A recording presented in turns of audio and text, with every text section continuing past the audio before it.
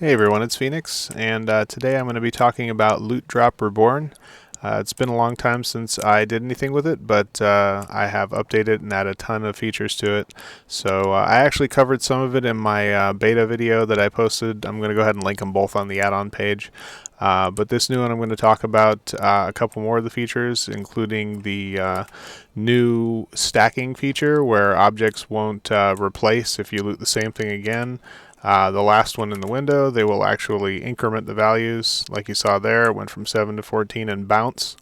So it will actually give you a running total, which is really neat for crafting surveys.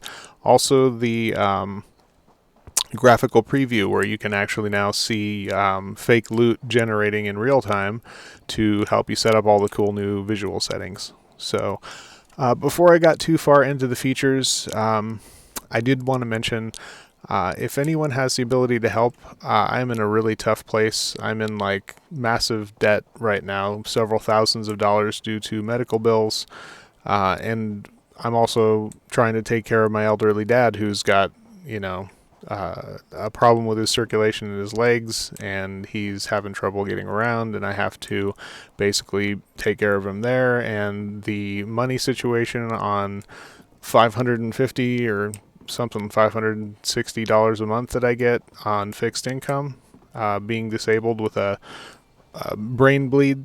I don't know if anybody knows what a brain cavernoma is, but that's what I have. Is really, really tough. So I'm trying to make a lot of cool stuff in the add-ons that I work on to try and see if I can get people to help us out. So it helps me out to keep on making cool stuff, and it helps you guys out because you get the cool stuff. But if anybody can actually help, it would make a huge difference for us right now.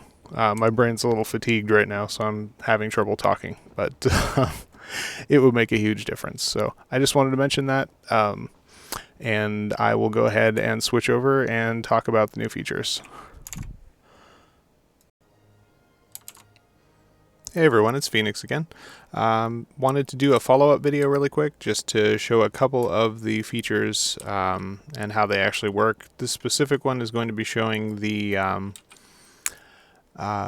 stack bumping. So when you have things that you have looted already, for example, when you're emptying out your hireling mails from your crafting, you'll get the same item multiple times, and what you'll see in a second here is the list will, as it fills up, items that are already showing, instead of them just getting replaced with the new one, it will actually increment the new value and just bump that one in your list. So you'll see some of them like bumping and getting highlighted real quick, and the numbers of the total that you've gotten since you started looting and it was shown will update. So like for example, if I looted this, it's got 10 ruby ash, and if I looted this right after, the total would update to 13. So like just to show you that really quick, I'll loot that, and then it says 10, I'll loot this, and see it bumps it, a little animation, and now it's 13. So I'm just going to start looting a bunch of these, and you see the ones that are bumping?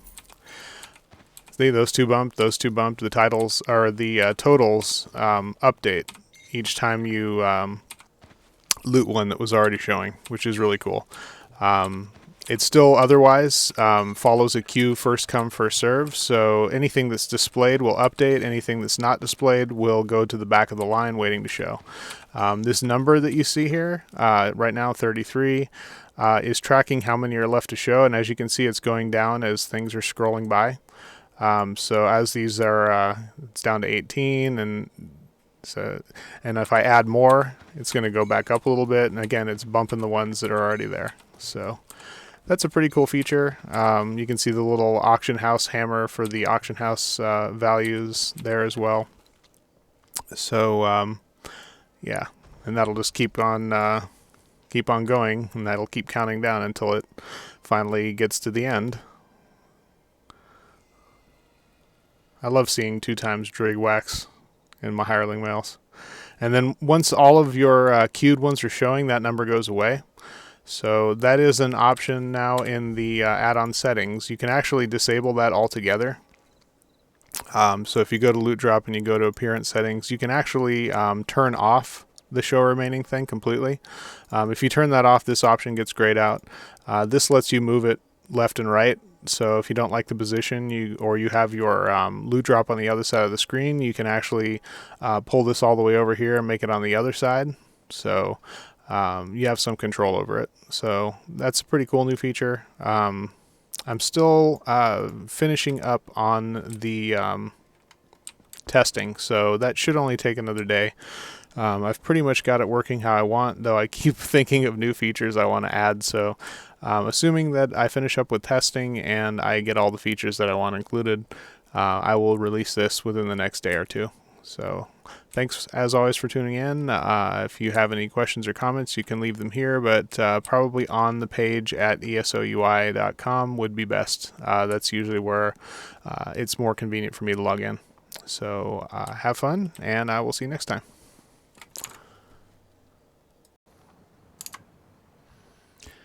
Okay, so before I publish this, I actually thought of one more thing I wanted to add, and I went ahead and did it. So I wanted to add this little addendum to the last video.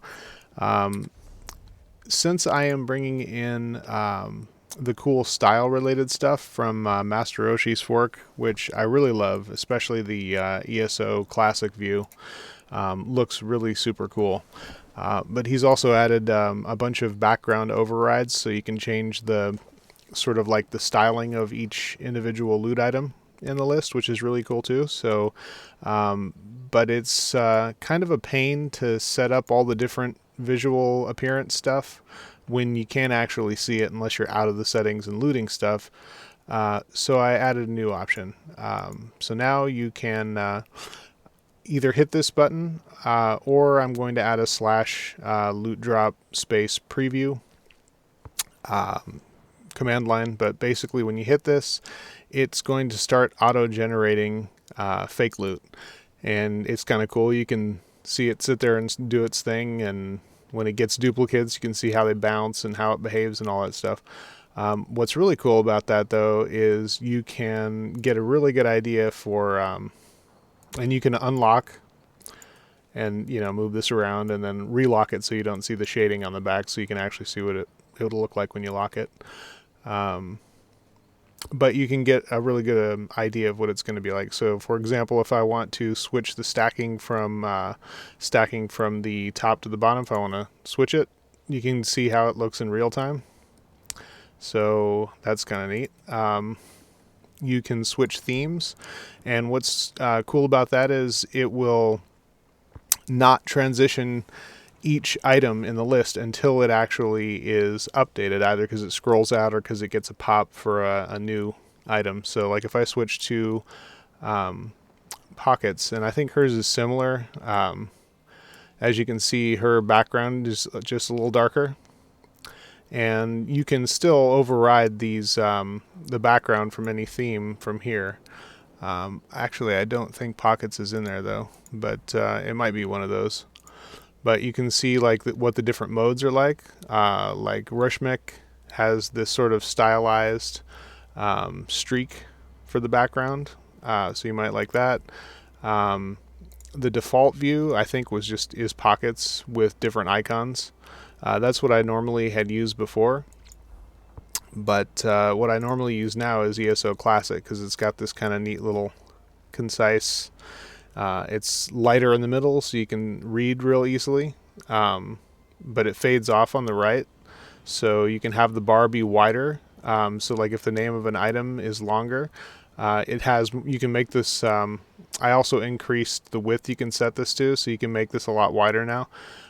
So if you make this wider, it still will not take up a lot of your screen, because the right hand side of the backgrounds are sort of faded out, and so that's kind of really neat. But you can also override the background, and there's a ton of different things. I'll just like do a couple of them here. That one is like kind of the same, except it's like a light version. There's some of them in here that were like different colors. That one's just got, it's not as faded on the edges, and it's only dark on the top. So it really just depends on like what your style is, basically. But there's a ton of different options, and actually, where was the one that I really liked? That one was kind of cool. it's even more faded on the right, but then you start getting the problem where the stuff goes off to the right hand side of it. So personally, I just leave it on the default ESO Classic, but this makes it real easy to adjust all of your appearance settings, and then when you're done, you just turn preview mode off and it'll stop auto scrolling, and then you can put your window back where you normally put it. I usually keep mine over here.